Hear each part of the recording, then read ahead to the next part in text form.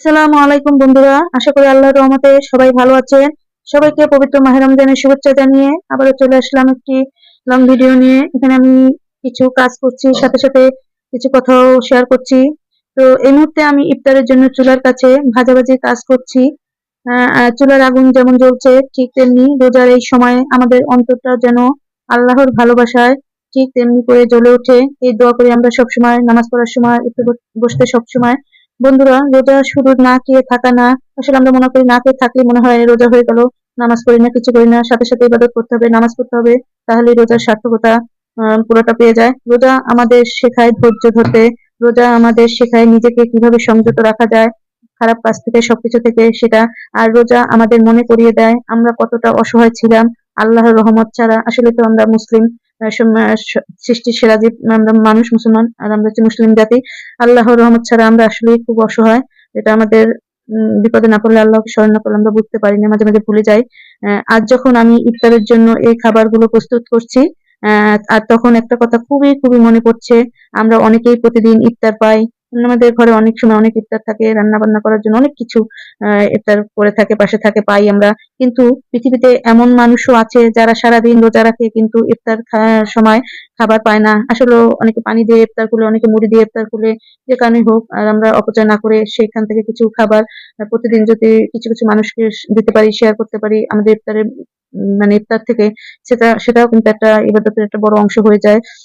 যাই হোক, তাই বন্ধুরা, রোজার মাস আমাদের শেখায় নিজের জন্য নয়, অন্যের কথাও ভাবতে।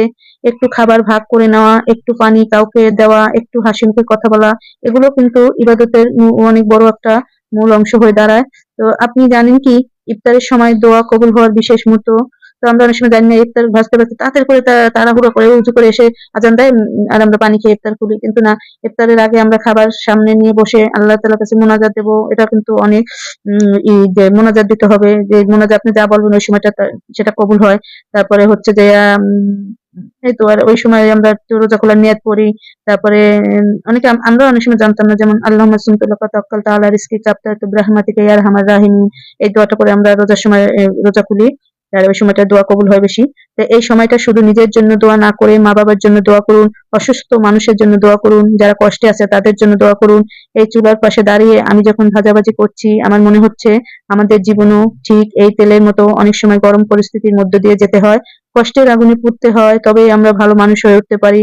বন্ধুরা, রোজা আমাদের শুধু ক্ষুধা অনুভব করায় না, রোজা আমাদের শেখায় কথায় সংযম, রাগে সংযম, চোখে সংযম, আর মনে সংযম। আর যদি আমরা রোজার এই শিক্ষা রমজানের পরেও ধরে রাখতে পারি, তাহলেই আমাদের রোজা সত্যিকারের অর্থে সফল হবে। ইফতারের খাবার তৈরি করতে করতে আমি শুধু এইটুকু বলতে চাই, আপনার ঘরে আজ ইফতার থাকলে আলহামদুলিল্লাহ বলুন, আর যার নেই তার জন্য মন থেকে দোয়া করুন। আল্লাহ আমাদের সবাইকে সঠিকভাবে রোজা রাখার তৌফিক দান করুন, আমাদের ছোট ছোট ভালো কাজগুলো কবুল করুন, আর এই রমজানকে আমাদের জীবনের পরিবর্তনের কারণ বানিয়ে দিন, আমিন। ভিডিওটি ভালো লাগলে লাইক, কমেন্ট, শেয়ার করে সবাইকে দেখার সুযোগ করে দিবেন। বন্ধুরা, আজকের এই ছোট্ট কথাগুলো আপনাদের ভালো লাগলে নিজের পরিবারের সাথে, নিজের প্রিয় মানুষদের সাথে শেয়ার করবেন।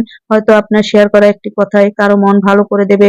ভালো থাকবেন, সুস্থ থাকবেন। ভালো লাগলে সবাইকে দেখার সুযোগ সুযোগ করে দিবেন।